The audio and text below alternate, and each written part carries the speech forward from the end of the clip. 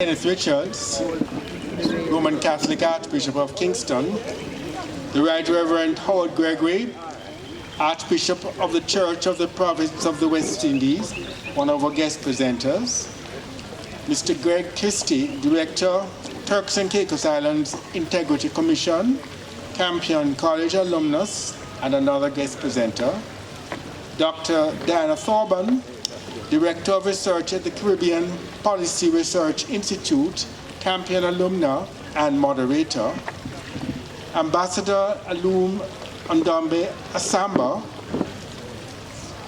Director of the Samuel Carter Foundation, members of the board of Campion College who are present, Mrs. Grace Baston, Principal of Campion, Reverend Mark Jones, Priest for Pastoral Care at Trinity, Wall Street in New York City.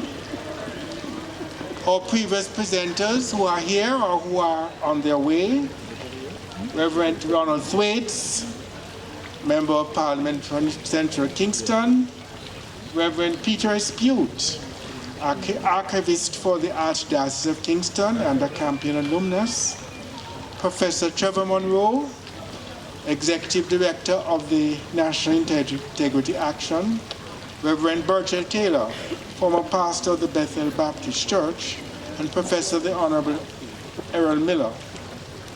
Messrs. Lavere and David Henry, Vice Principals of Campion College. Ms. Sheila Barrett, previous Vice Principal of Campion College. Members of the staff, academic, administrative, and ancillary staff here at Campion College. Parents, members of our Homeschool Association, past students of Campion, and present students of Campion. Good evening. Good evening. And welcome to our campus this afternoon, what I believe is the 6th or 7th of these lectures, Founders Week's lectures, put on by Campion and the Archbishop Samuel Carter Foundation in recognition of the founding of Campion 60 years ago this year. It's 60 years since the school opens its doors with Samuel Carter as its first principal. Costa Shaguri, who I forgot to mention a while ago, who is with us, was one of the 60 students who was here at the who was here at the opening of the school. So we have a special welcome for him too. But we want to welcome you all here this afternoon. School has had a tradition of having this lecture every year as part of our outreach to the community, as part of our sharing or allowing the community to share new ideas, new thoughts and perspectives as to what is happening in our society and in the world. And this evening we have two excellent presenters, persons who will be introduced formally, but who I'm sure need little or no introduction to you. And I will not go any further in their introduction at this time. My job here is simply to welcome you here, every one of you. I hope more people will join. I see more people coming. And so, and to welcome you and to thank you for coming. And then I'm now going to ask you to stand for the playing of the national anthem and to remain standing as Archbishop Richards offers opening prayer.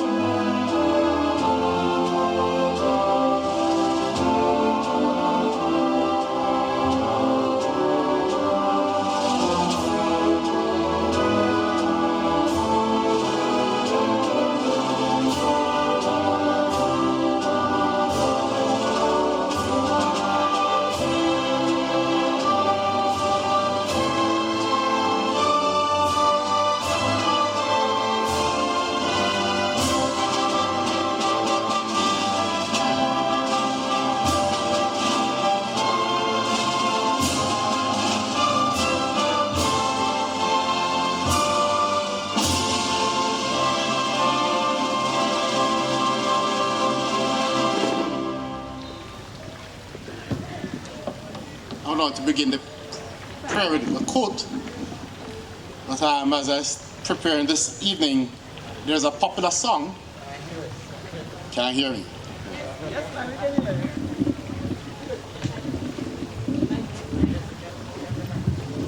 Is that better? Okay, good, yes. There's a song named Hurt by some girls, and there's a line in it that I'm still trying to figure out what it means. And it says, why men great think they got to be great. You know that song? No. No? Oh my God, have mercy on us. That's the only thing I can remember right now. But however, there's a quote that I came across this evening by Robert Greene Ingersoll. He says, a great man does not seek applause or place. He seeks for truth. He seeks the road to happiness. And what he ascertains, he gives to others. And another, B.R. Ambedkar. A great man is different from an eminent man in that he's ready to be servant of the society. And indeed, the person that we honor today, these two quotes truly are reflective of his own service to this school, to this nation, and to the church. Let us pray.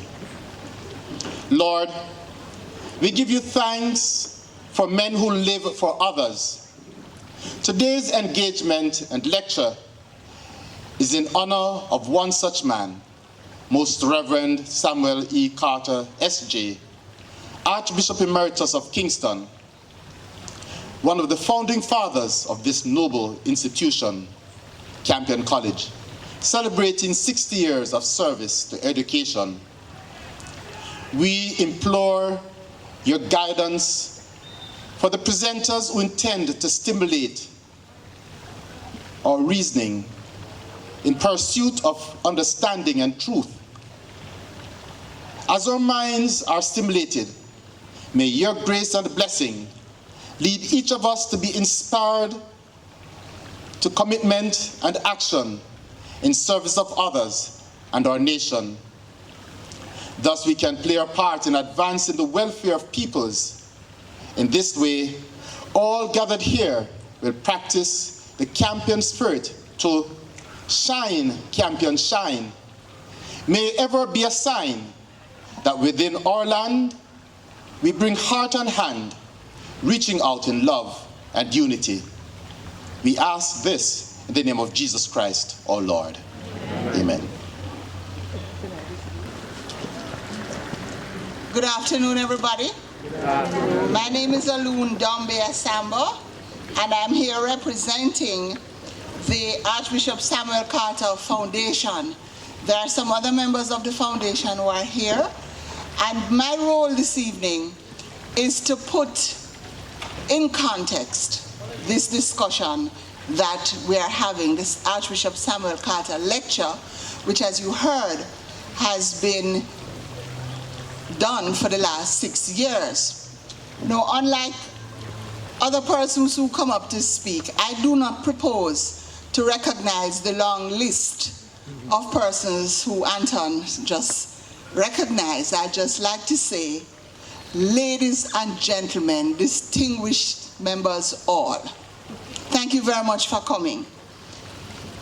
I don't need to tell you about Archbishop Carter, because if you just Google his name, you will see so many references to him. I want to talk to you a little bit about my own personal relationship with Archbishop Samuel Carter and how it is that I became the person who I am today. You all heard that Archbishop was the first headmaster at Campion College. He was the first rector at St. George's College. He was the first Jamaican Roman Catholic bishop. He was the first Jamaican Archbishop of Kingston for almost 25 years, or probably a bit more than 25 years. He was the first chairman of the Jamaica Conference of Churches, elected to that position in their inaugural meeting in 1973. He served on many commissions and conferences, either as chairman or member of those commissions. He developed very, very early in life a passion to serve mankind, and he worked relentlessly in the inner city communities, witnessing and spreading the Eucharist of love. His motto was that all may be one, and this, through his life, impacted on the development of the minds of many of whom he came in contact with, and those who knew or heard of him. He had a very strong ecumenical position. He was director and treasurer of Love FM, one of the original directors of Love FM. And I remember Archbishop being a very, very strong campaigner for Love FM. And I don't think that there was anybody who he spoke to in those days of the development of Love FM who didn't have to go into their pockets and contributed to that station. He dedicated much of his religious life to the ecumenical movement and to the poor. He wrote many pastoral letters in defense of social justice and in opposition to the death penalty. And in fact, he caused me to chair many sessions that we had all over the country about the death penalty. He's widely credited with leading a push towards the establishment of an indigenous clergy throughout the Caribbean, as can be seen from the number of priests who were ordained during his time as Archbishop. But I want to tell you a little bit about the man I knew as the Archbishop. There was a time when I felt like I was his driver, because we sat on many committees together. And once he knew that I was going to be there, whoever took him there would be excused because a loon would take him home. You know, the best time to talk to anybody is when you are in a car with them. They can't go anywhere. You can't go anywhere. And especially these days when you have to stay so long in the car to get where you are going. And he and I had many discussions. He asked me to do many things for him. I believe that my development and my interest in social justice and the activities that I have involved myself in came about because of my relationship with Archbishop Samuel Cartel. He helped us to re-establish the Catholic youth movement, and I see Peter Espute there. I could never speak about the Archbishop without talking about the 1970s and the support he gave us to establish the Catholic youth movement at a time when there were many priests who didn't want to hear anything from young people. So young people, I'd like to tell you all that you are having a very great time in your life because people are listening to you. If it wasn't for people like Archbishop Carter, I don't know that we would have a place where we were listened to as young people.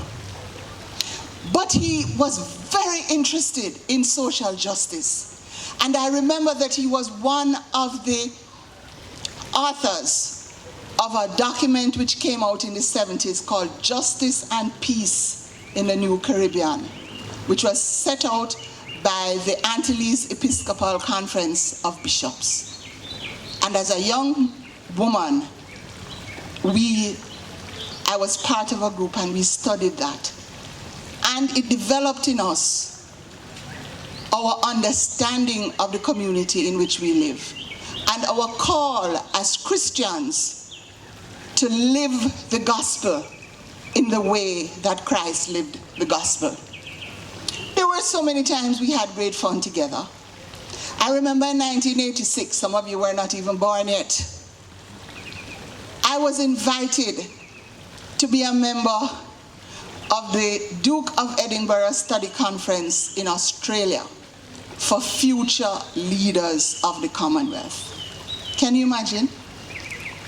When I sat in London as the director of the Commonwealth Secretariat, I said to myself, look at where I am.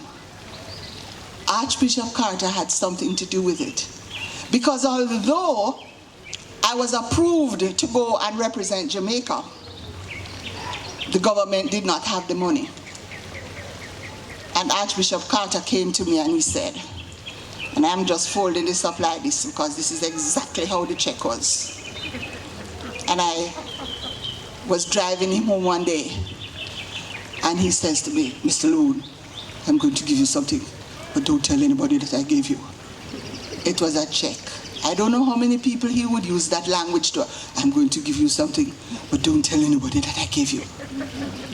It was a check. And it helped me to go to Australia and to be part of a group of 280 young people from all over the Commonwealth who were talking about development in developed and undeveloped countries that formed the Commonwealth at the time. The foundation felt that we needed to put these lectures in the context of the man who we celebrate by these lectures. Archbishop Samuel Carter, he was a great nation builder. He was a gentleman who looked at young people and saw their potential and assisted them in getting where they needed to go to. Which is not to say he was not a very hard taskmaster. That he was. He kept our feet to the fire and he made sure that any promises we made were promises that we kept. Because that was how he lived his life.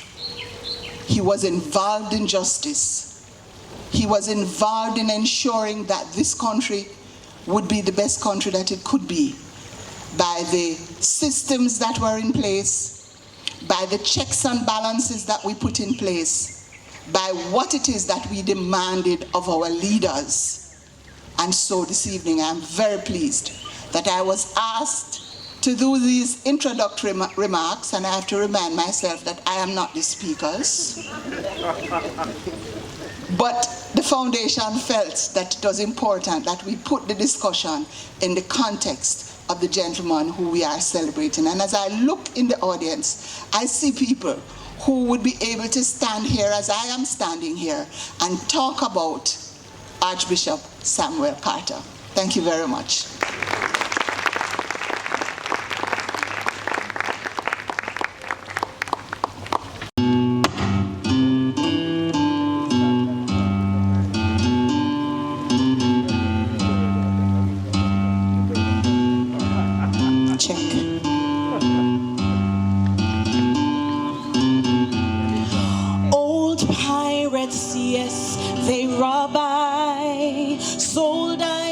Merchant ships, minutes after they took I from the bottomless pit, but my hand was made strong by the hands of the Almighty. We forward in this generation triumphantly. Won't you help to sing these songs of freedom? 'Cause all I've ever had, redemption song, redemption song. Emancipate yourselves from mental slavery. None but ourselves can free our minds. Have no fear for atomic energy, 'cause none of them can stop the time. How long shall they kill our prophets while we stand aside and look? Ooh, some say it's just a part of it, but we've got to fulfill the book. won't you help to sing these songs of freedom? 'Cause all I've ever had, redemption song, redemption song, redemption song.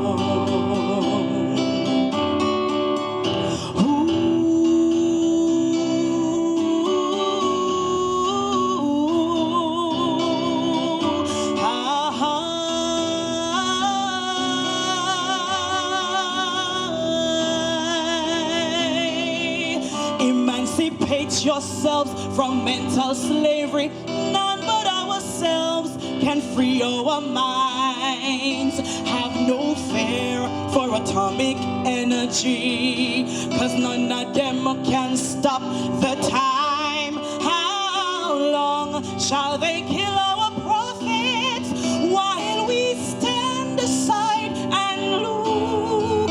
Some say it's just a part of it, but we've got to fulfill the book. So won't you help to sing these songs of freedom?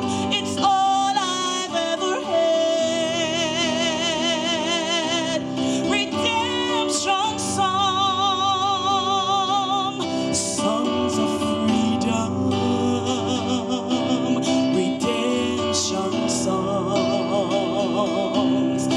songs of freedom.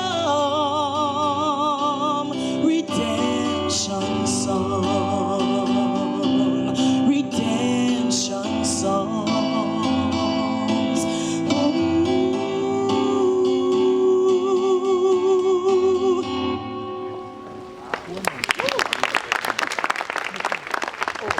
Thank Mrs. Deacon Jones from our Humanities Department here at Campion for that wonderful rendition of a Bob Marley standard, as relevant today as it was 30 or 40 years ago when it was first performed.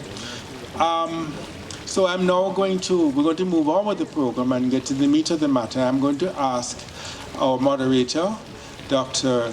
Diana Thorburn, and our presenters, our guest presenters, Archbishop Howard Gregory and Mr. Greg Christie, to come and join us on the stage here.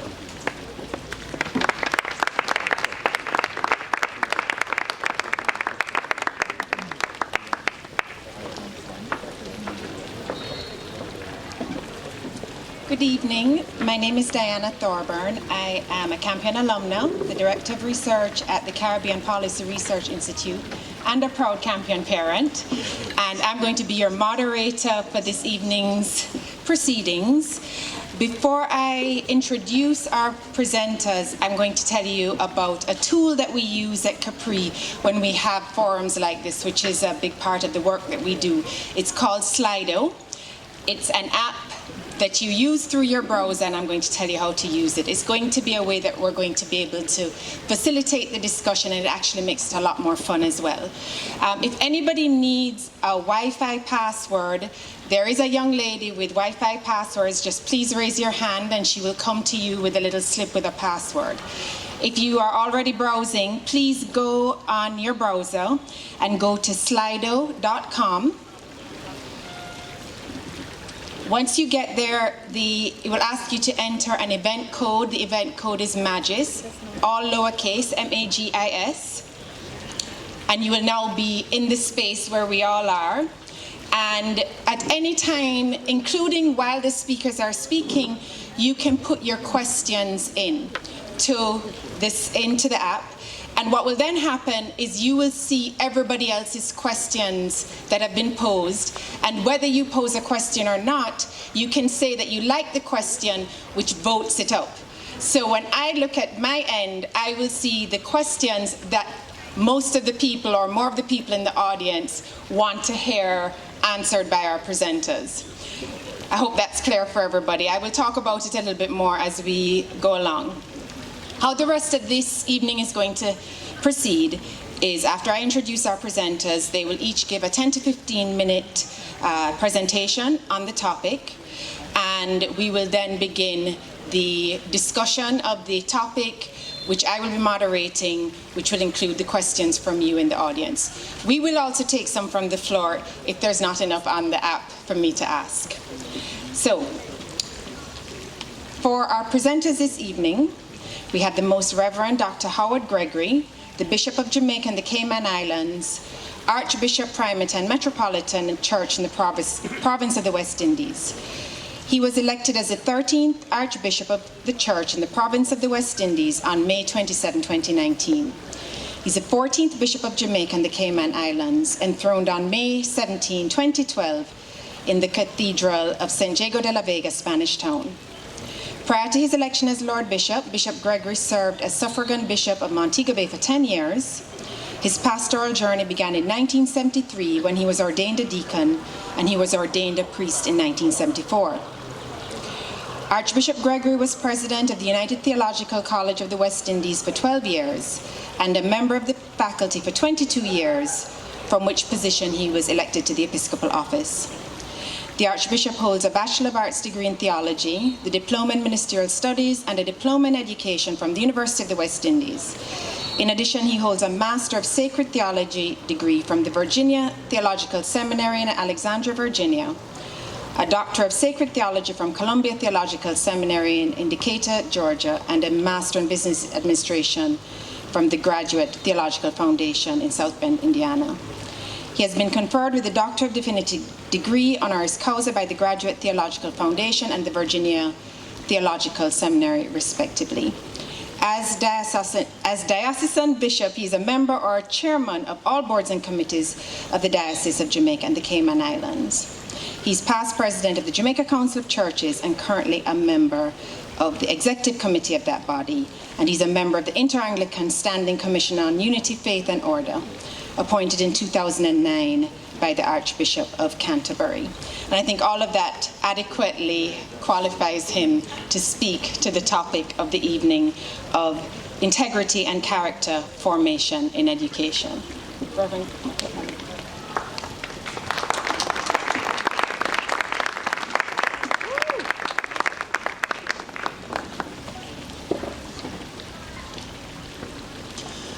Ladies and gentlemen, I will follow the example of our ambassador and just say, ladies and gentlemen, good evening. Let me first of all use this opportunity to express my thanks to the principal, Mrs. Grace Baston, for extending to me the invitation to make this presentation this afternoon. It is an even greater pleasure to be associated with an event that commemorates the memory of the late prelate and first principal of this institution, Archbishop Samuel Cartel. We worked closely together on a number of ecumenical projects and came to appreciate his advice, support, experience, and generosity. And what the ambassador failed to mention is that he had this little thing of when you needed some funds and an institution was in a hard place, he would say, I have a friend who can help out. That friend was always Sam Carter, but he would never let you know that he was the one extending his generosity to you. The theme for this afternoon, integrity and character formation in education. In this presentation, I shall argue that a focus on character formation touches at the very heart of what it means to be human. This has been a basic concern of religion, and has certainly characterized our understanding of what it means to be human from a Christian perspective, is spoken of in theological language as theological anthropology. By locating the beginning of education and its formal expression in teaching in the field of religion, I shall then draw on a Christian articulation of a philosophy of education, indicating how it embodies the dimension of character formation, and then use the Campion personal development course to illustrate what an intentional focus on character formation may look like in the educational system. I shall argue also that our current moral context and the political culture do not offer much hope for the development of a comprehensive program of character formation for our schools, something which is urgently needed, and it is therefore imperative for the Church, through its involvement in education, to offer leadership in this undertaking. There is much moral confusion in our world. Many speak of our age as a postmodern, post-Christian era, an age of moral relativism and secularism, in which religion is regarded as having lost its value, meaning, and position of authority within the public arena. At the national level, we are not very different. The society is facing a serious problem concerning the values which will inform our common life together. So there is a lack of moral consensus, one consequence of which is a serious devaluing of human personhood, and which makes human life a disposable commodity by criminal elements, or the structuring of society in such a way which promotes inequalities and the marginalization and silencing of the voice of others. There is also present a level of intolerance among those holding certain moral positions which make dialogue impossible.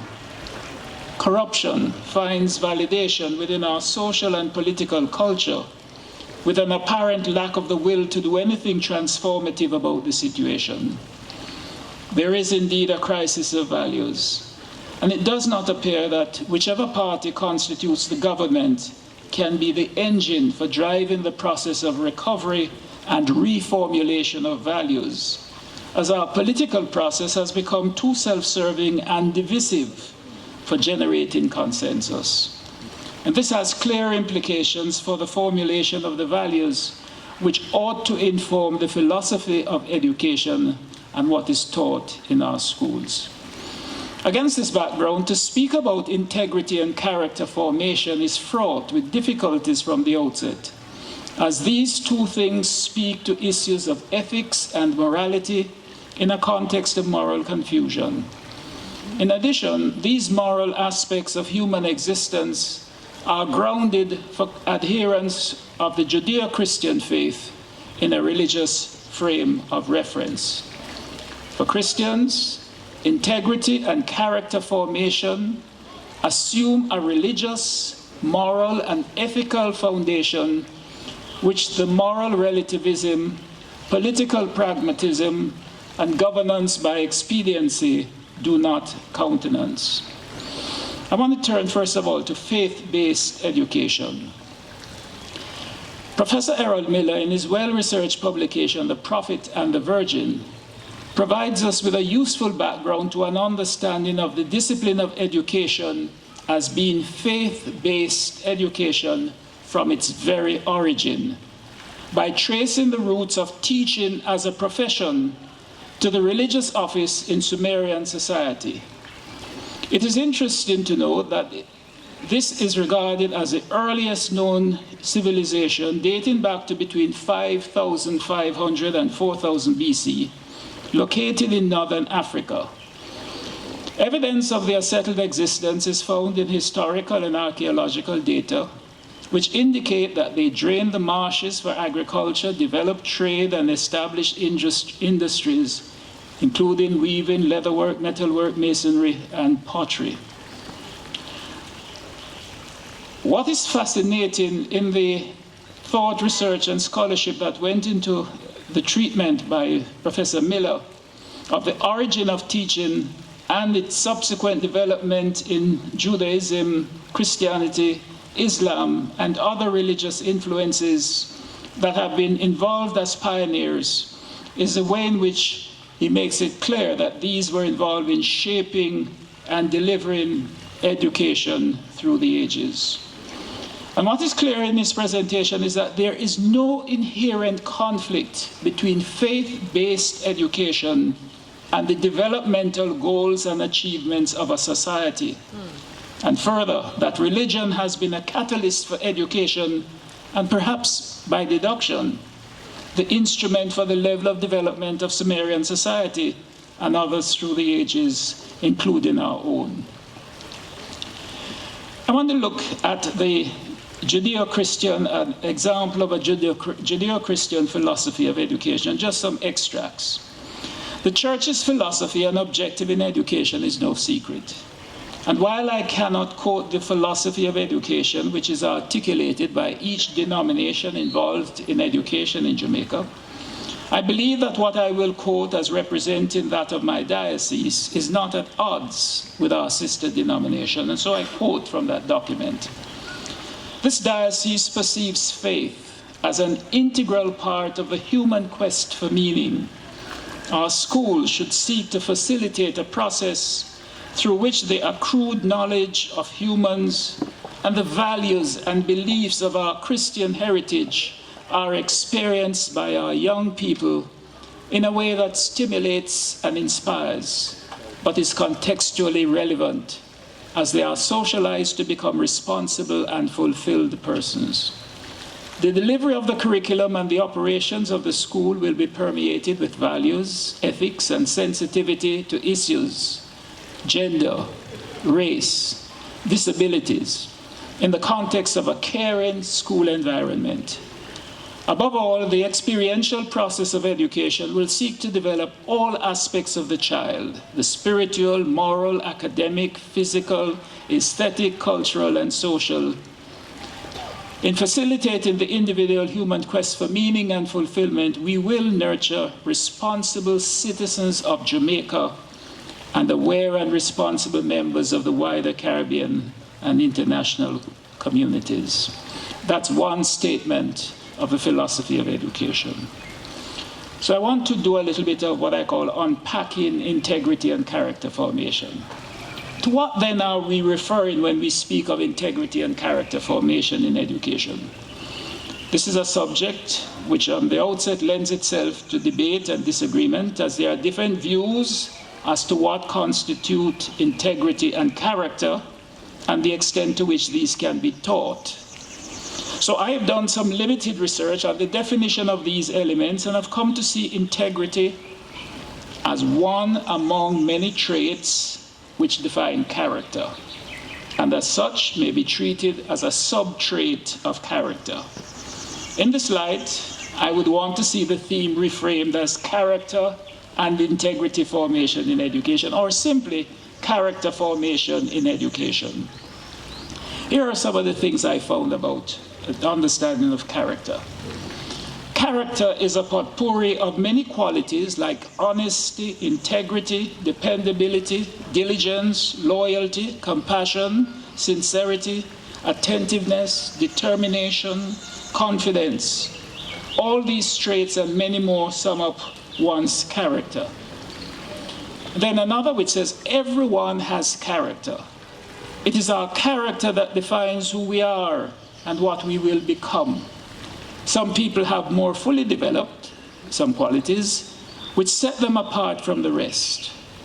While character has much to do with the mental and ethical traits that make a person, it actually refers to the unique qualities that are built into an individual's life, which establish his reaction despite his circumstance. What I found in terms of integrity formation, integrity is definitive of a personal trait. It also speaks to the objective of integrity formation, the process by which it is undertaken, an environment within which this personal trait is nurtured. Integrity formation focuses on developing authenticity, wholeness, character, courage, strength, and resilience. I found one from Seattle University. The mission of integrity formation is to cultivate a safe, academically focused community that fosters student success and engagement. And I just stop at that in terms of that particular statement because I think it captures some important elements. There are clearly traits that are consistent with, faith-based Christian education and its philosophy. I have prepared a table, and I hope you can see it, which highlights extracted features of faith-based philosophy of education, 3 columns, character and integrity formation, and then Campion's personal development course. If you project it first in a way that they can see the three headings. And then you will notice if we begin with the faith base, can you move that so we see the faith base section a little clearly? The elements there: human quest for meaning, knowledge. So there's the component of knowledge, the values as an important component. Can you keep moving up for us? It must be stimulating for students. It must have contextual relevance. It must deal with issues of socialization. It must provide a caring, nurturing environment. And it must impart social awareness and value sensitivity and lead to the development of responsible citizenship. We don't have the time to go through all of it, but if you were to go across, you would see then that once you get into integrity and character formation, you are seeing where these in some ways derive from our faith-based assertions about what constitutes character and integrity formation. And then on the other side, you will see what Campion is currently offering. It is not a 1 week or a 1 semester course. It is what Campion seeks to do over the years that a student is present in this institution. We note that the Ministry of Education has an offering called Home and Family Life Education, HFLE, which it is insisting that all schools teach, even at the expense of a program like that offered by Campion. We can simply note that at this time there is no ministry-mandated program that covers the scope of character formation. Neither is the Ministry of Education, as currently functioning, capable of producing a satisfactory representation of the same in the increasingly secular and politicized environment which is impacting the nation's educational institutions.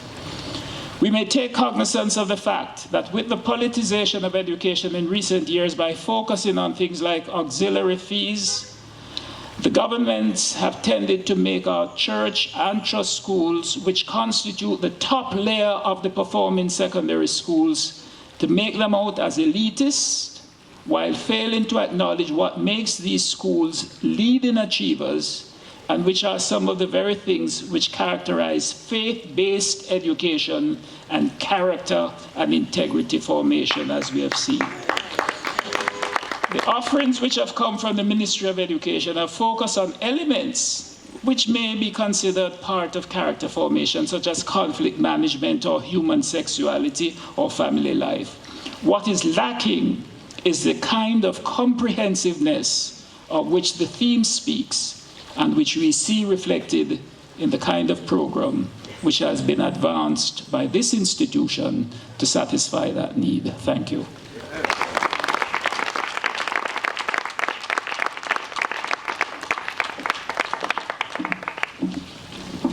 Thank you, Dr. Gregory. Our second presenter will be Greg Christie, who is the director of the Turks and Caicos Islands Integrity Commission.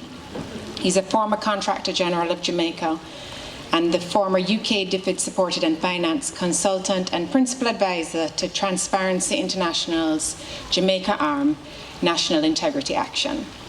An attorney by profession, Mr. Christie was previously the Jamaica Country Director and the US-based Global Commodities Business Unit Vice President and Assistant General Counsel for the Kaiser Aluminum and Chemical Corporation, with which he worked for 13 years. Prior to joining Kaiser, he was a commercial law attorney with the Jamaica law firm of Rattray, Patterson Rattray, which he left to form his own business, Credit Security Systems Jamaica Limited. Mr. Christie has also served for 10 years in Jamaica, Barbados, and Trinidad as a University of the West Indies law director in corporate insurance, criminal, and international law, and for 3 years as a tutor in insurance, banking, credit, and securities law at Trinidad's Hugh Wooding Law School. He has consulted with several organizations, including the UN ECLAC and Air Jamaica, and has done significant work and written papers in the disciplines of international commercial law, governance, and anti-corruption. A graduate of Campion College, Mr. Christie is a holder of the LLB Honours degree from the University of the West Indies the LLM Master's degree in Corporate Insurance, Air and Space Law and Law of the Sea from the University of London, and the LEC from the Hugh Wooding Law School. He holds several business executive development certifications and has completed programs at the Haas Business School, University of California at Berkeley, and the Darden Business School, University of Virginia. Mr. Christie has also received anti-corruption, governance and law enforcement training in Singapore and from the Commonwealth Secretariat, the US State Department, Scotland Yard, the United Nations Office on Drugs and Crime, and the Regional Anti-Corruption Academy for Latin America and the Caribbean in Panama. He has participated in and/or made presentations at leading anti-corruption, governance and law enforcement events in Europe, Asia, Latin America, UK, the USA and the Caribbean. And for those of us who are on Twitter, he is daily reminding us of the importance of integrity and anti-corruption, and not only as it's happening here in Jamaica, but putting it in an international context as well. So I'd like to welcome Mr. Christie.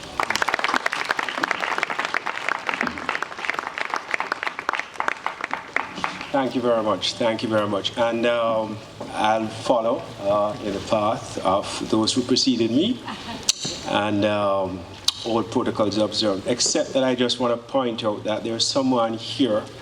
It's the Honorable Mr. Justice Seymour Panton, retired President of the Jamaica Court of Appeal. He's my boss. He's the chairman of the TCI Integrity Commission, and he's also the chairman of Jamaica's Integrity Commission. Good evening to you all, and a happy new year to you. It gives me great pleasure to be here this evening. I must say that I'm exceedingly humbled by the invitation that has been extended to me to share in this momentous occasion as we celebrate Campion College's 60th anniversary, and as we take time to remember the late Roman Catholic Archbishop of Kingston, Samuel Cartel, in whose honor this prestigious annual lecture is being convened. To be on this distinguished panel is indeed an honor for which I am very grateful. I have been advised that I should speak briefly for about 15 minutes on the subject of the lecture, integrity and character formation in education, leaving the bulk of the lecture to the panel discussion.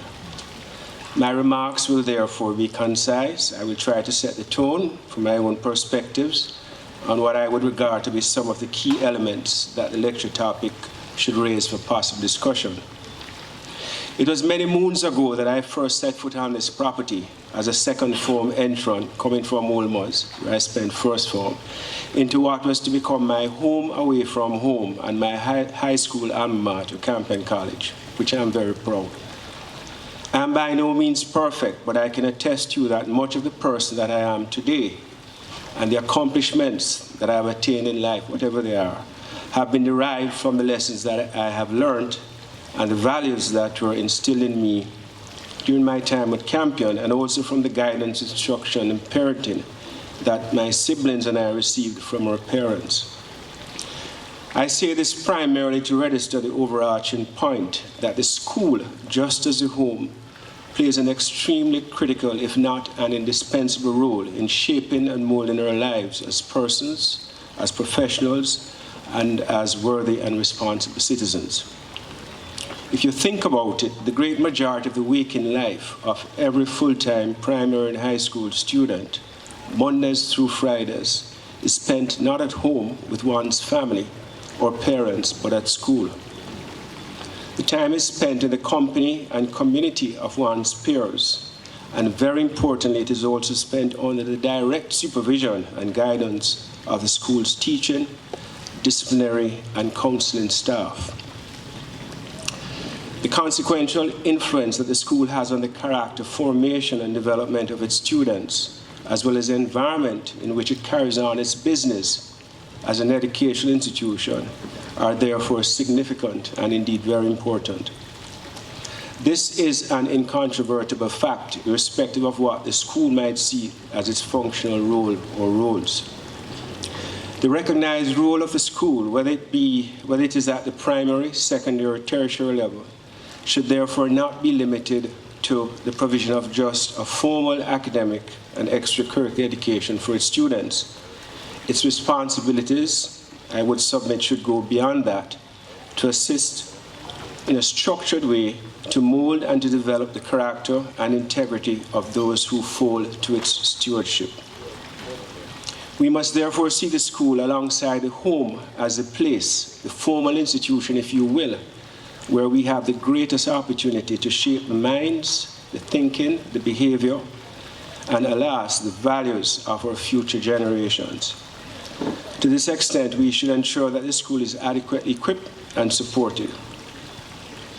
But what does all of this mean in reality? What specific character attributes should the school focus upon in this matter of integrity building, character formation, and character development?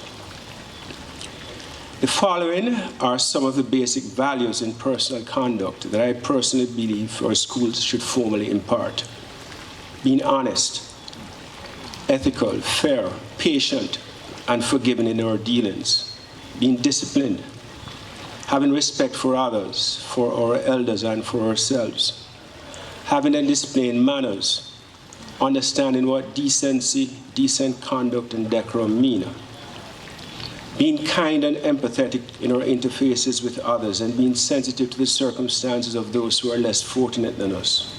Being courteous, understanding and displaying proper etiquette. And then the following are some of the basic don'ts in personal conduct that I believe our schools should also formally impart. We should teach our students to avoid perverse, boorish, antisocial, and crass behavior. Avoid being vessels and facilitators of falsehoods, rumor, and gossip, or of disparaging and malicious statements made to injure the reputations of others. Avoid acting upon or making decisions that are based upon speculation or unsubstantiated statements. Avoid dishonest, corrupt, or otherwise unlawful conduct.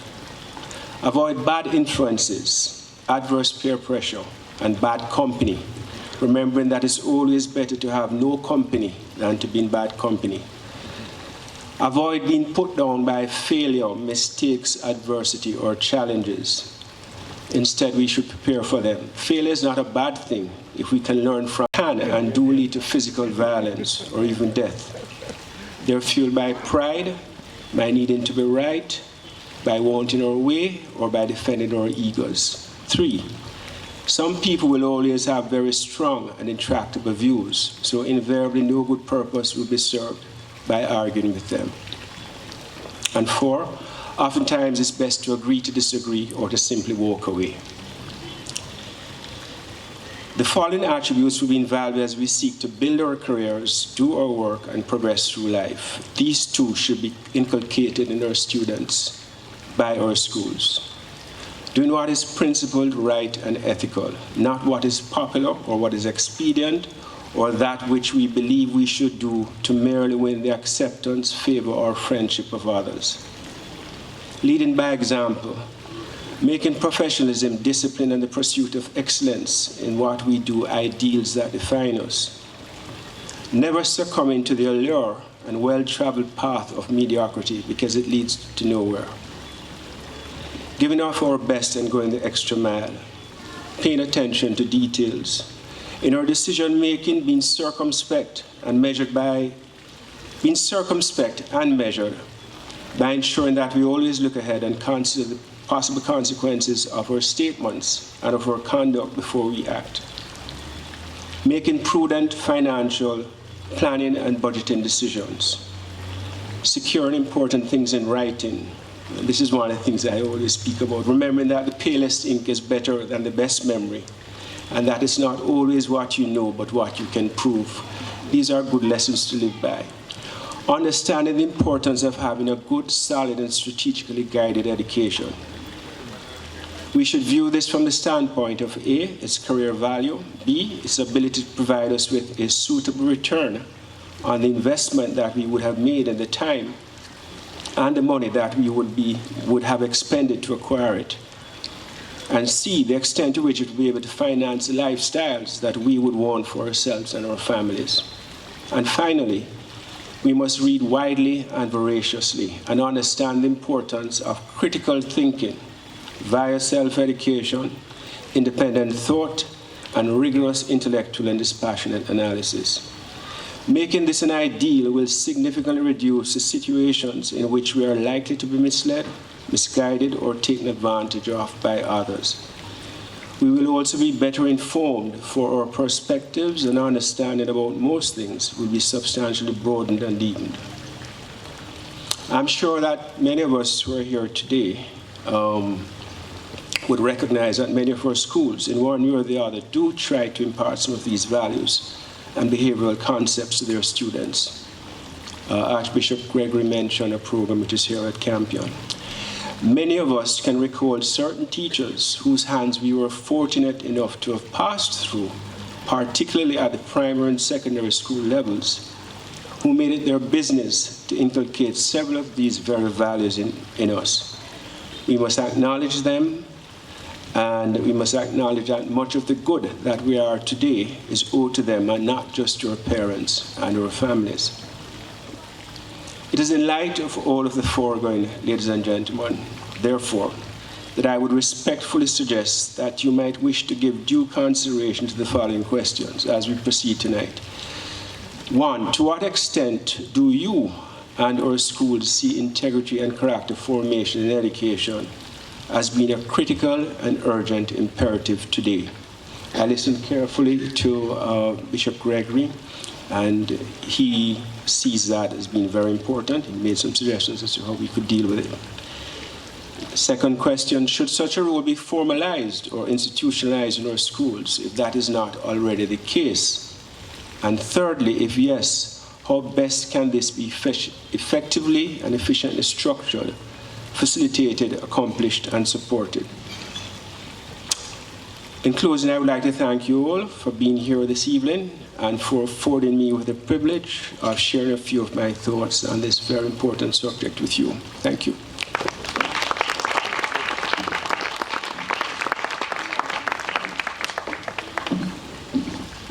While I'm waiting on the mics for all of us, I'd like to remind you to put your questions on Slido. I checked and I didn't see any there yet. And if you don't want to put a question, you don't have to put your name as well. So those of you who are shy, this is a great opportunity for you to ask a question. And even if you don't put up a question, you can see the questions that are there and vote them up. So should I take this one, Mr. Hibbert? Okay.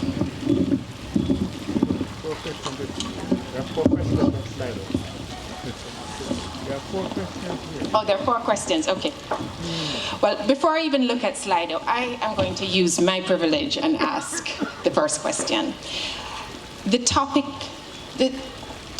of the evening, and both of you alluded to it but didn't expressly say it in your presentations, suggests that this is something that needs attention.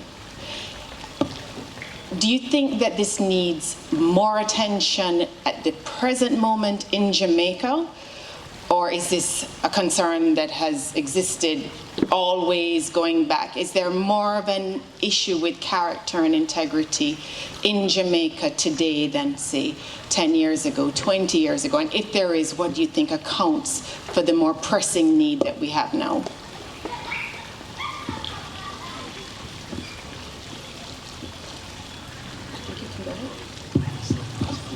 There you go. All right, thank you very much. I have been involved in, because of the number of schools that we have, I've followed some of the discussions taking place, and in fact, I remember sitting in a meeting right here in Campion, in which we were looking at the response the Ministry of Education is making to the Campion program in pushing its HFLE program, which is a more limited thing, as I've suggested, because we, as it is a meeting of representatives of churches that operate schools in this country, and we were concerned that what is needed in the present situation is something that is far more comprehensive than anything the Ministry of Education has. And what Campion has presented is not perfect, but it is the best example of a program of character formation that we see. And what I like about it is that, as I was indicating, it is not something, character formation is not something that you can do in a lecture or two short term. It is something that happens over a period of time. And although the list that I have on the board, it seems long, it is actually setting out some of the steps, because I didn't include all of them, some of the topics and some of the steps covered. And as I listened to the other presentation, I could literally see some of the elements of the Campion program being highlighted by you at this point in time. So the situation is that we need it. There is some resistance to what schools present as a response to the perceived need. And you must go with what comes out of the ministry. And the ministry's preparation, I'm suggesting, is far too limited and at times too controversial. Yes, no, I agree. I certainly agree. As I indicated, you spoke about whether or not what would call for this, and are we having a problem in Jamaica? I would say yes. There's a breakdown in values, and in Jamaica, quite recently I saw where the Attorney General tweeted on Twitter that she was going to propose to her administration that there should be a program in the schools to teach persons about the road code.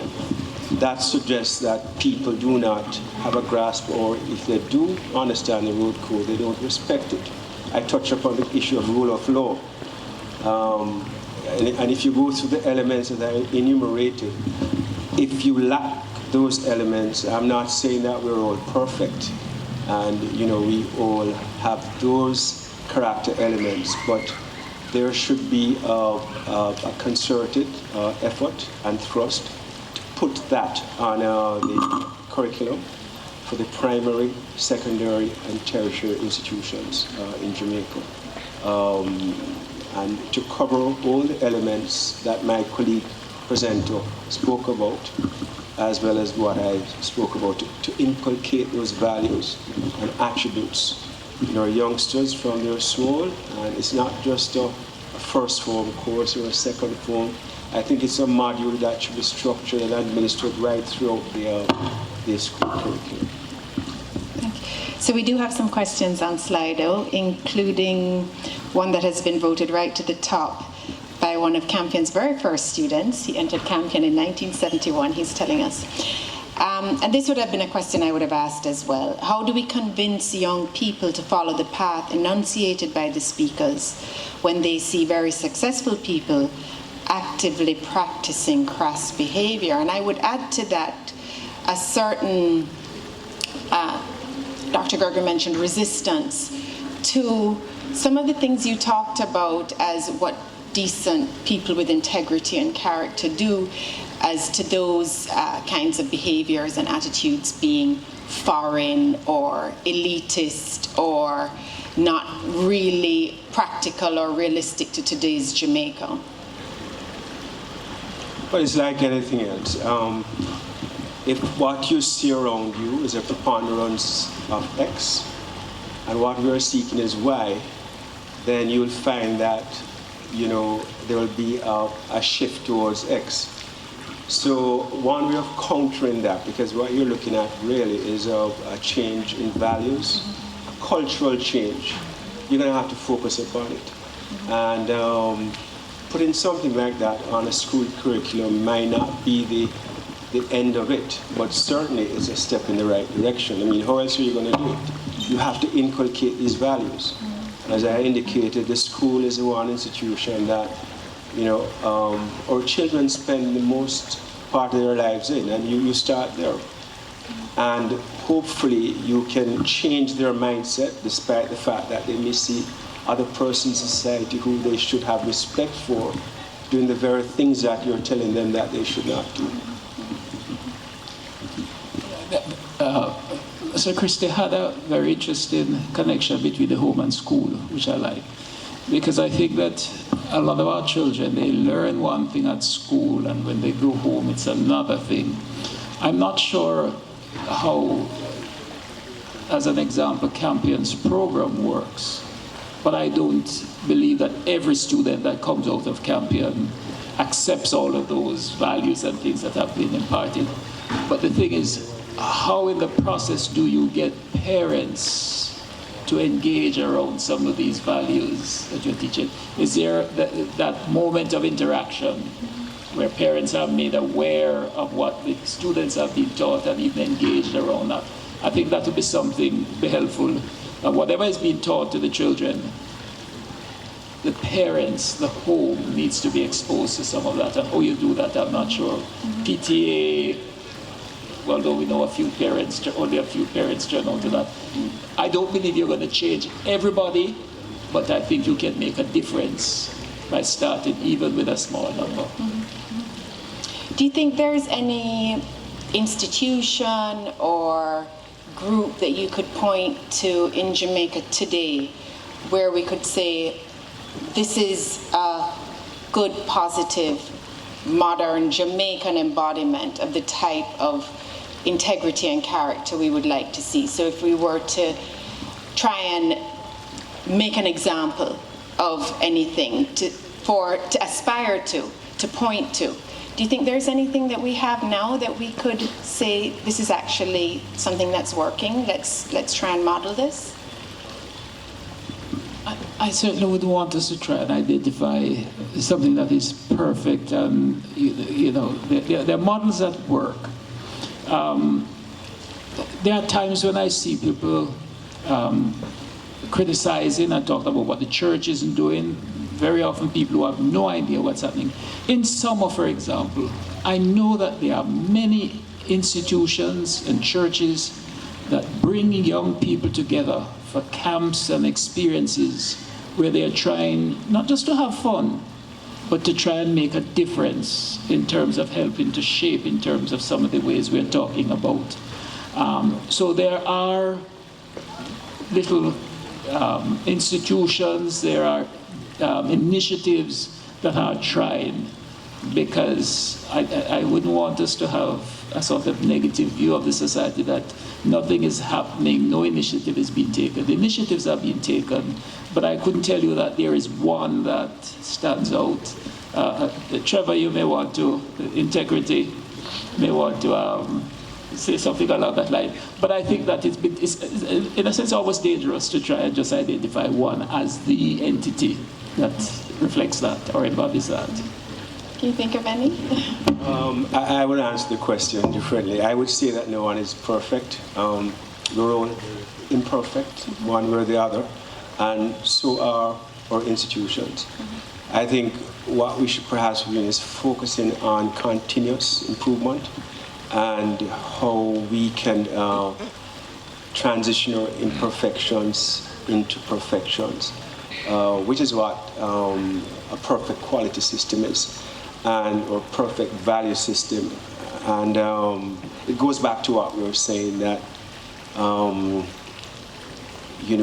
we start somewhere, and we're not going to get 100% what we want, but you can't throw in the towel by starting from a mindset which says, well, we're not seeing good examples, or there are institutions that have imperfections, or we're not going to accomplish our objective. Like most things, you have to work at it. Okay.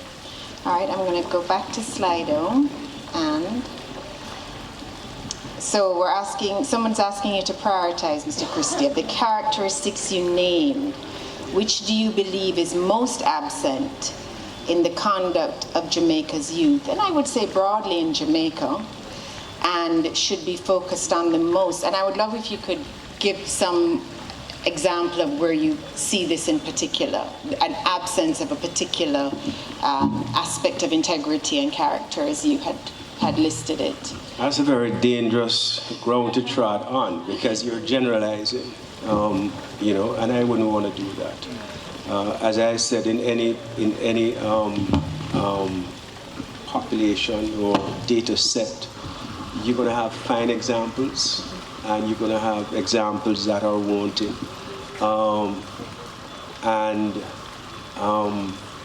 I think our youth here are no different from youth anywhere else. I think,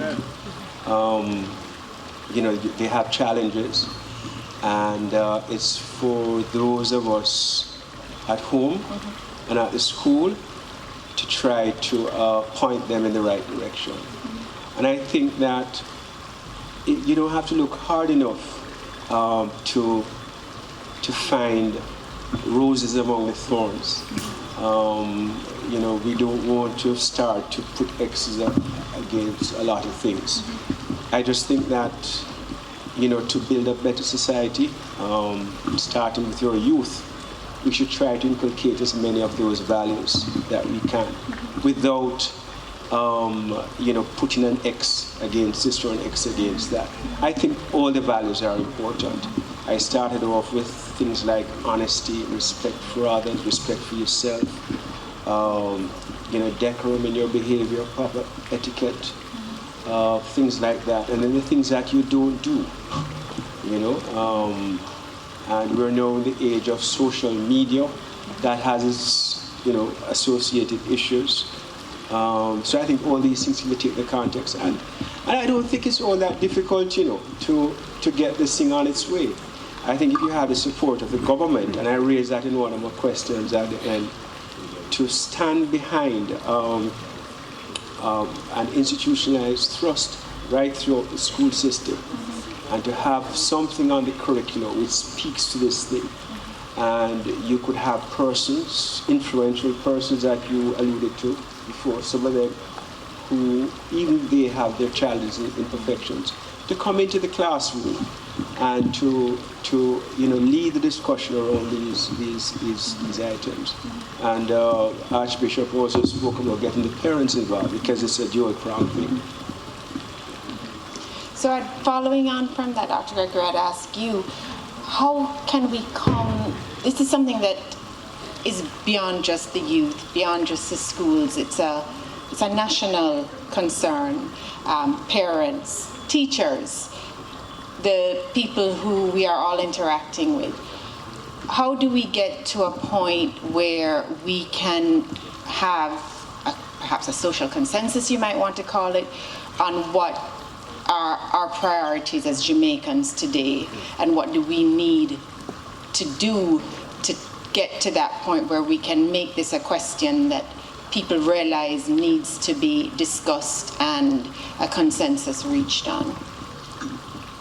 I think there is a sense in which we talk about bottom-up movement. There is a sense in which for change to come, more persons will have to be sensitized to the importance of these things. I feel that there are persons in our society who feel very strongly about the issues we are talking about this evening, and some of them feel frustrated.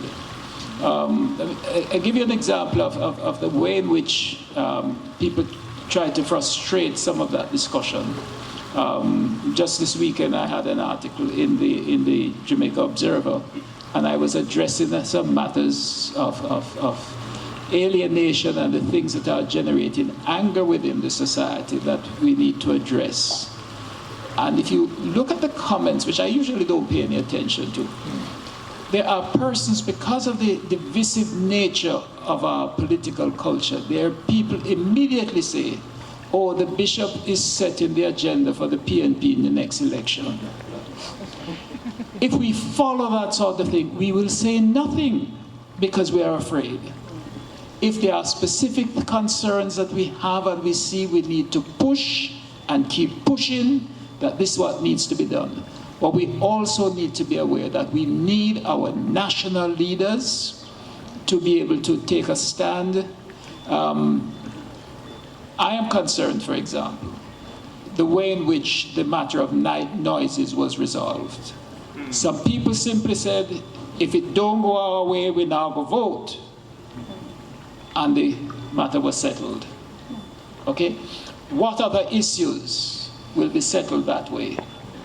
You know, how do we make decisions that we need to push and say the society needs to have a thrust that will help us to develop, focus on character, formation, and a forward movement.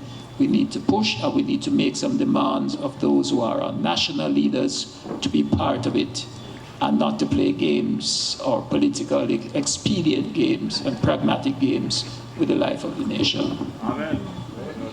I would like to add to that, if I may. Yes, please do. Archbishop spoke, just by way of example, you speak about breakdowns in our society and in social behavior and social conduct. You speak about night noises. I had referred to people having rights, but recognizing that others have rights too. That's called nuisance. You can play your music, but you can't play it every night. And you can't play it at the same volume every night because other persons are entitled to peace.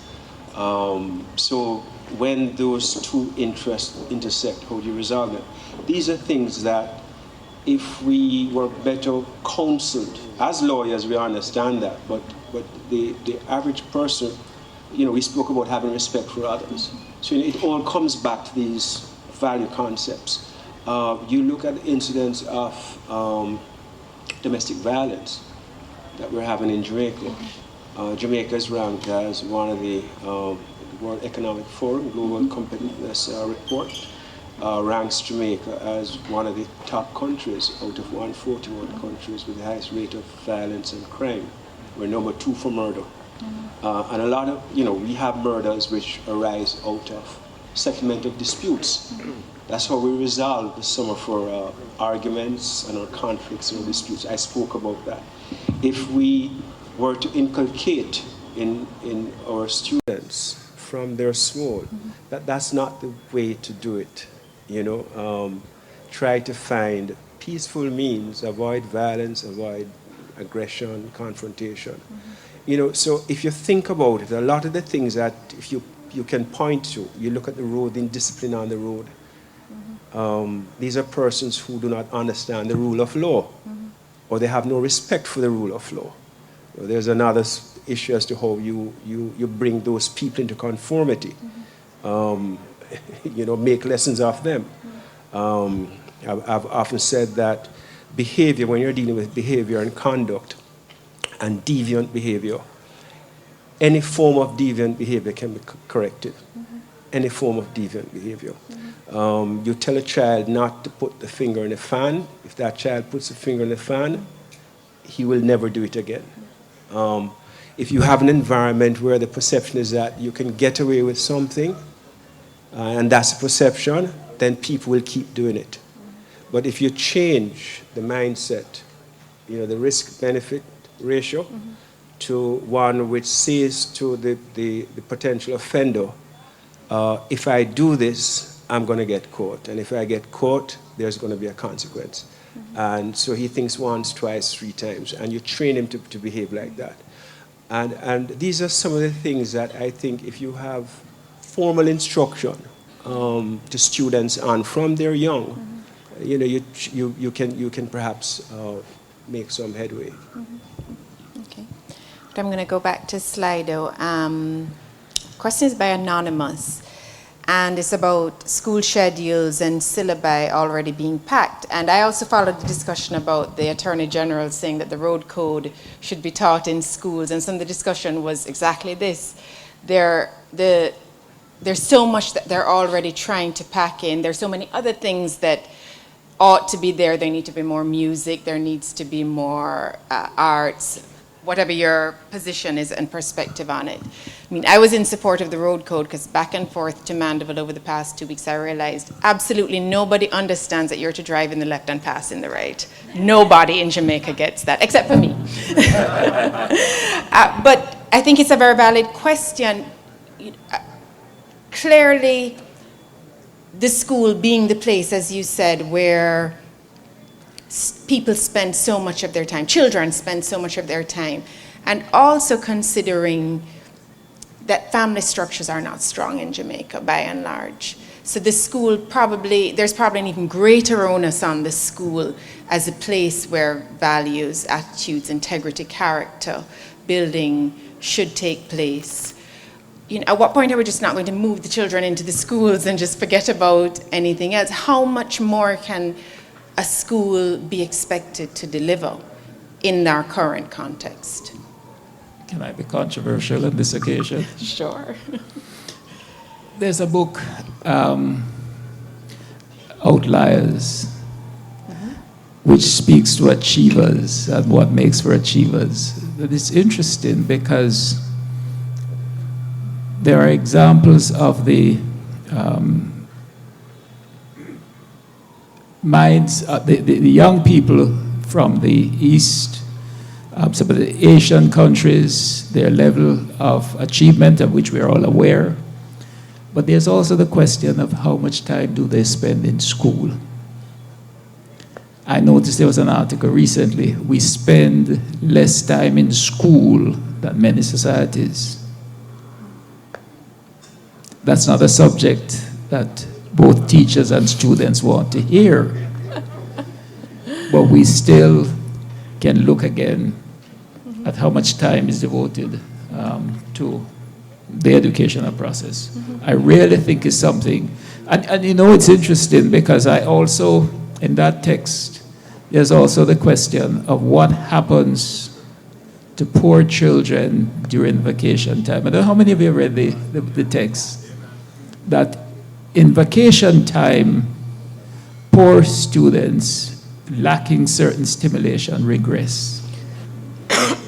Okay, and it works to their disadvantage because others are going to go to the museum, they're going to travel, they're going to have books to read, they're going to have all sorts of stimulation. It's a controversial thing, but I feel that if it is necessary, we have to find a way to accommodate it. That's my own thinking. Mr. Christie, you want to say anything about this burden or expectation of the schools to deliver what is not being delivered otherwise? Well, let's put it this way. We pay taxes. I'm sorry. We pay taxes. And if we accept as a community that this is something which goes to the very foundation of the values of society, then what other justification would you want to make that investment in the educational system to ensure that you impart what we're talking about in an effort to have a better society? It has to start somewhere. So I think there's a strong argument, and I raised that question at the end of my presentation. How can we go about doing this? And I would think that there's a very strong argument looking at what we see in society to justify having a program like that and having it financed by the taxpayers' money. Okay, I'm going to combine two questions here. Dr. Gregory, I don't know how active you are on social media, but I know Mr. Christie is.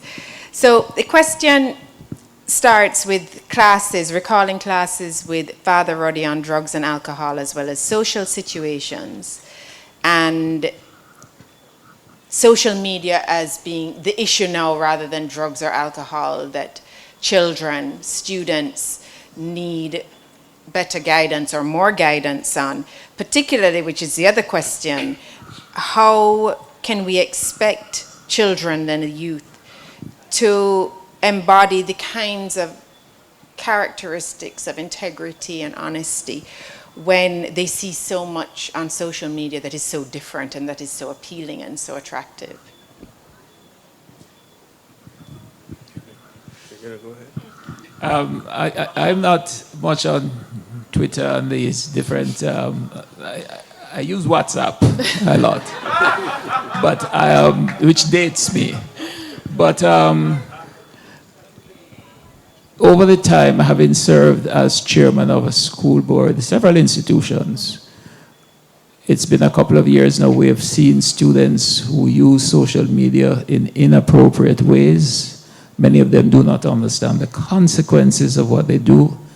And in those institutions, we've simply had to put into the classroom encounters, opportunities to keep educating the youngsters in terms of the value of technology, the creative use of technology, all the wonderful things, but how not to use technology and how to be able to measure some of the things in terms of what has value and what doesn't.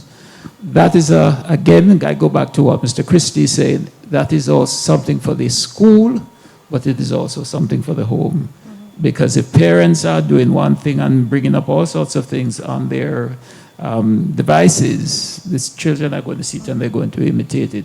So that partnership between home and school to teach the youngsters how to use value, we have to start with the value of technology. There's no question that you need technology, it's valuable, but how to use it creatively and how to be able to distinguish between that which is useful and that which is not. Yes, I think the advent of social media has opened a new frontier to expression, and expression which is often irresponsible. And that's a challenge. I'd mentioned it on this whole subject of values, attitudes, and character development and integrity issues. I think that has to be a module or a sub-module of the whole thing. But again, the only way to address that is through education, the do's and don'ts. And you could start in the very first form of school. I mean, everybody has a phone.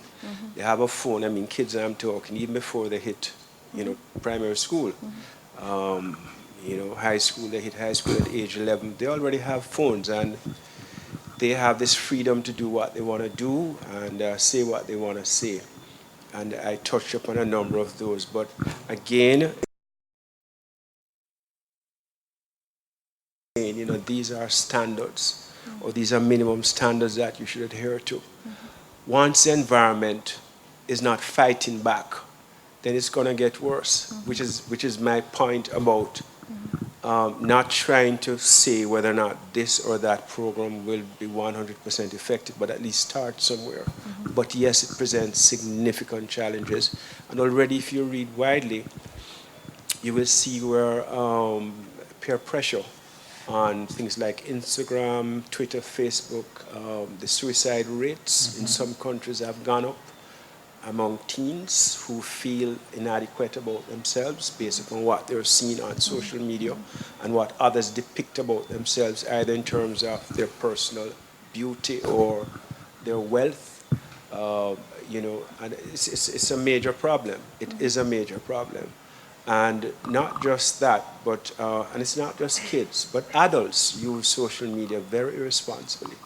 And you have jurisdictions where they're already legislating against what you can and cannot do on social media. So. Okay. All right. I'm going to skip down to a question. I think this is supposed to be an abbreviation of anonymous.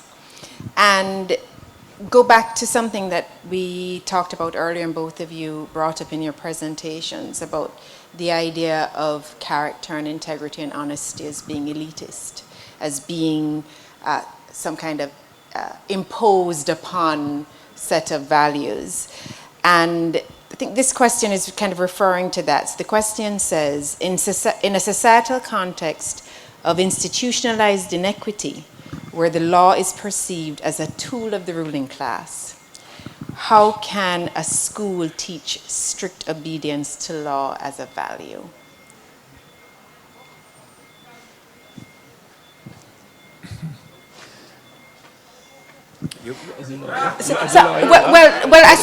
I think it also. I think we can also contextualize that in what we were talking about earlier as this idea that these, good behavior, as we have kind of agreed on it here, is not necessarily what's going to get you ahead or what's the reality of Jamaica today.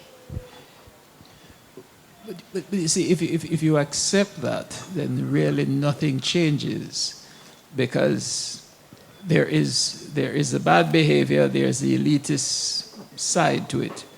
At some point, one may have to challenge the notion that law, I would even go law, even in terms of language and how we speak, because there are persons and students who believe that if you speak a certain way, it's because you are elitist, and certain things reflect a value system that is different from what we're supposed to have.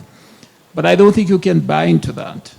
I think there's a point at which you have to say that for the ordering of society, there has to be discipline, there has to be certain understandings.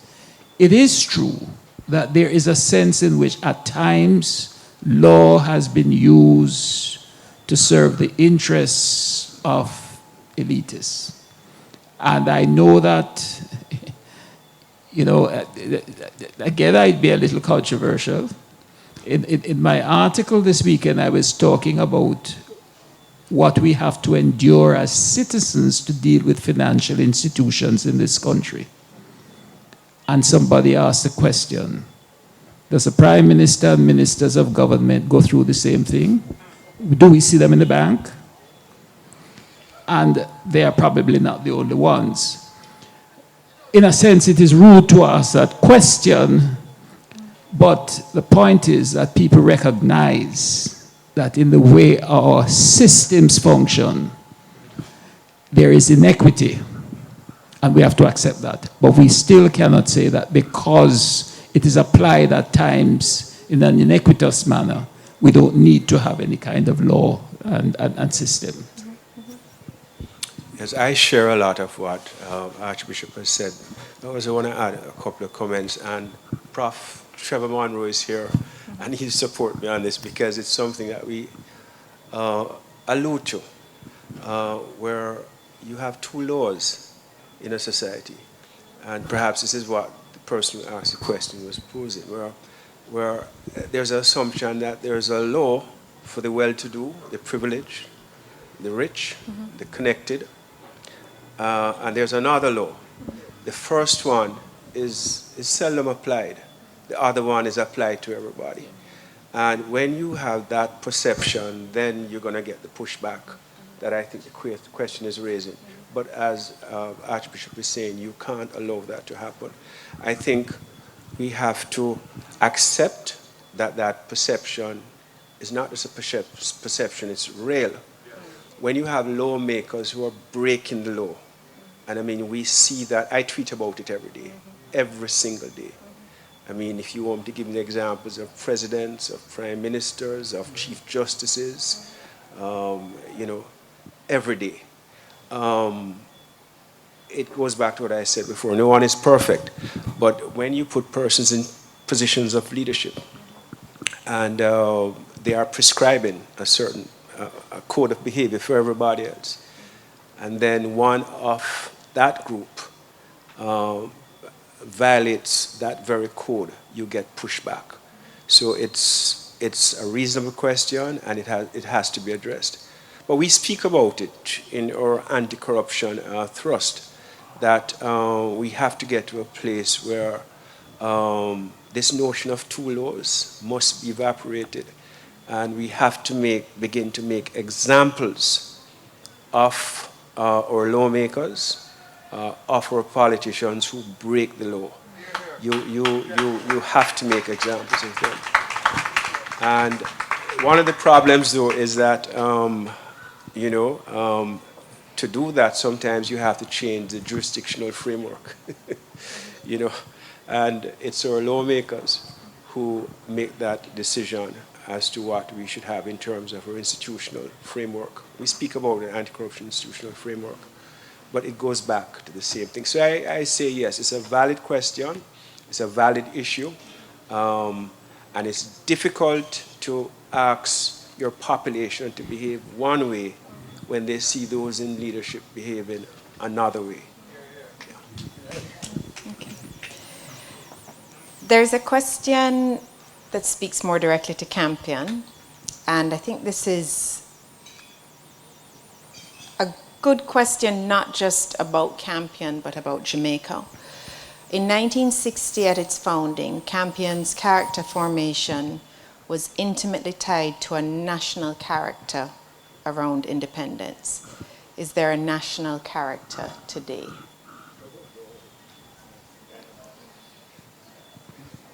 Well, when I look at the development of Jamaica, there was a spirit that took shape in the pre-independence period in Jamaica, leading to the formation of several institutions, including Campion, because there's a focus on education and what we needed to do for the development of this society. And people, it is in that period when we had like the welfare movement, many things happened because people had a sense of pride and lots of expectations. But somewhere along the line, I think in the post-independence period, we have lost some of that. And so I would argue that there was a kind of cohesion and something of a vision which we had as a society. I'm not sure that, well, I believe we have lost something of it. And the question is, how do we garner that sort of spirit once more to develop a common vision? Because just writing a document called 2030, Vision 2030, doesn't cut it. How do we get people to have that vision for the development of the nation and to do so in an orderly and disciplined way? If I were to be born again, I'd want to be born a Jamaican.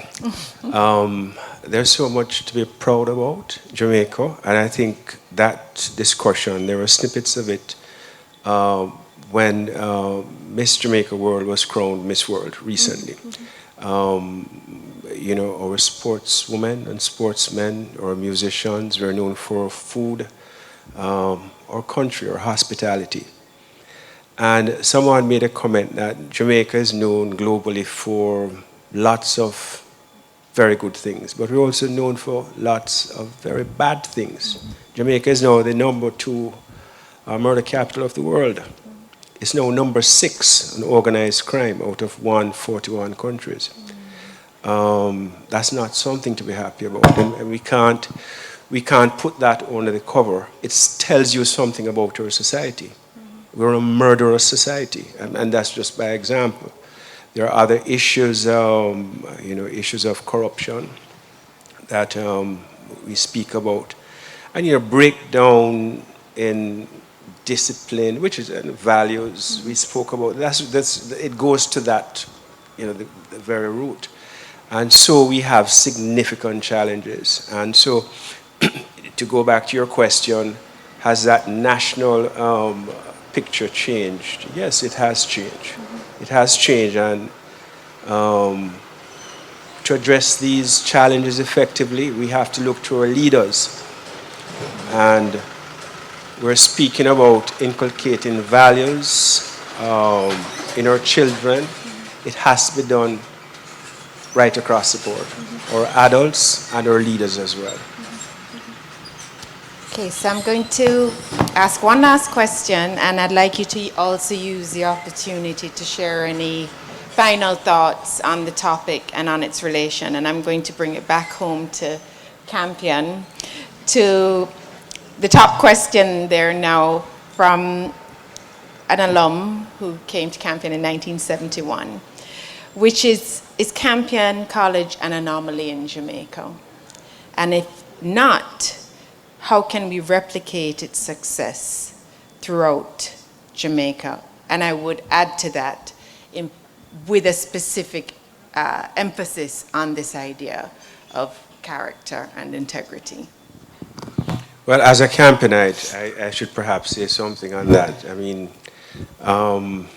both my brother and I attended Campion, and my parents, brought us here because of what they saw as in Campion as an educational institution, and that was decades ago.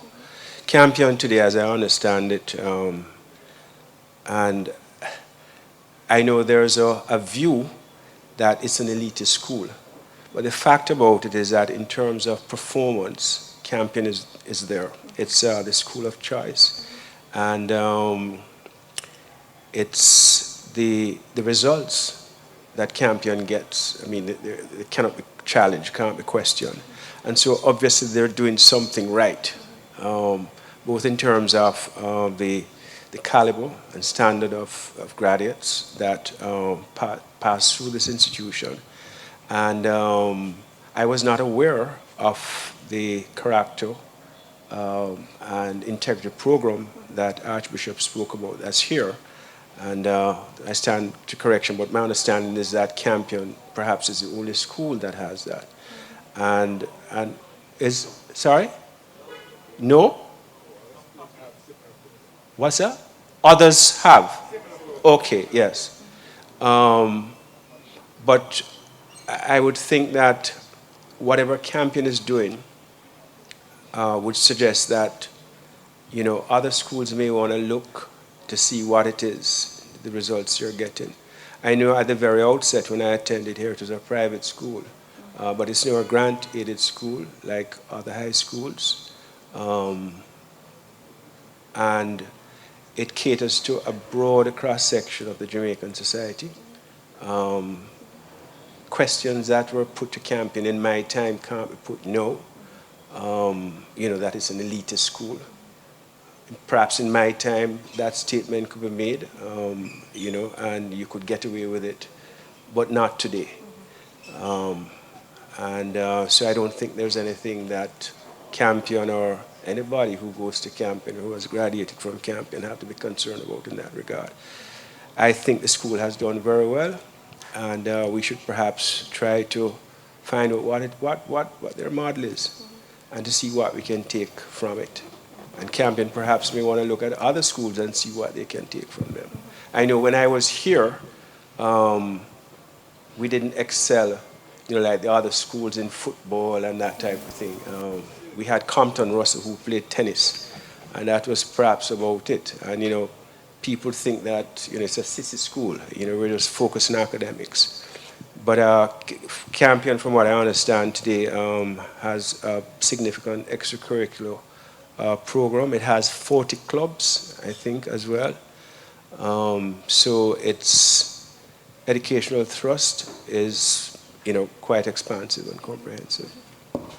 And that I'm speaking as a Campionite and someone who is not necessarily conversant with all the things that have happened at Campion since I've left, except that, you know, when you look at the results, you know, Campion is always up there in the 1, 2, 3 among the schools in Jamaica.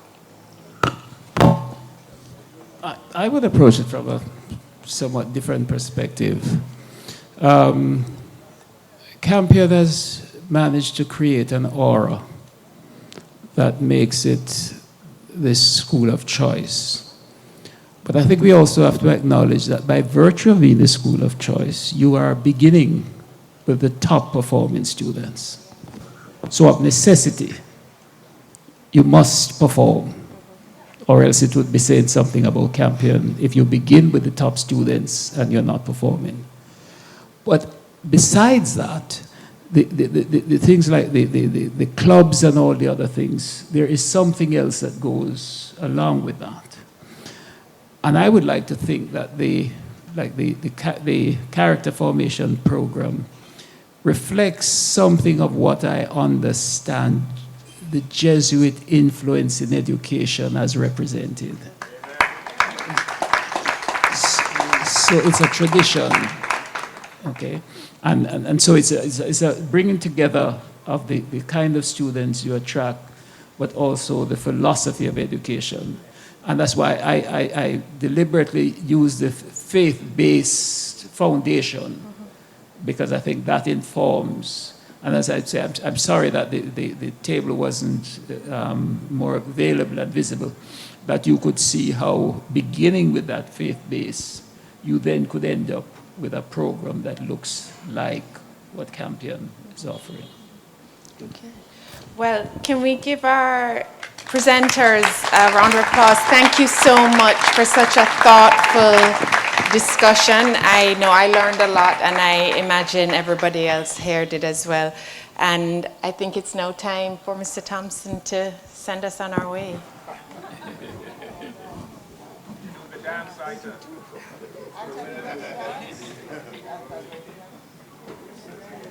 You might need to lend in your mic. Well, I just want to quickly thank our moderator and, of course, especially our presenters this evening for a very wonderful presentation. I'm sure we all were inspired And we have a lot of food for thought from what we have learned from these very, very, very brilliant gentlemen. And I want to thank them especially because Campion benefited this afternoon from what they had to say. And I want to let them know that character formation is very much at the forefront of what we do here at Campion. We are not just about producing students who are going to ace the exams. We have been doing that long ago, but we have, especially under Mrs. Baston, we have been focusing very much on producing students who are going to be number one. Thank you all. So I'm going to ask you to, for the time being, to rejoin the audience so that we can have a dance item and that you can see it the way we are seeing it.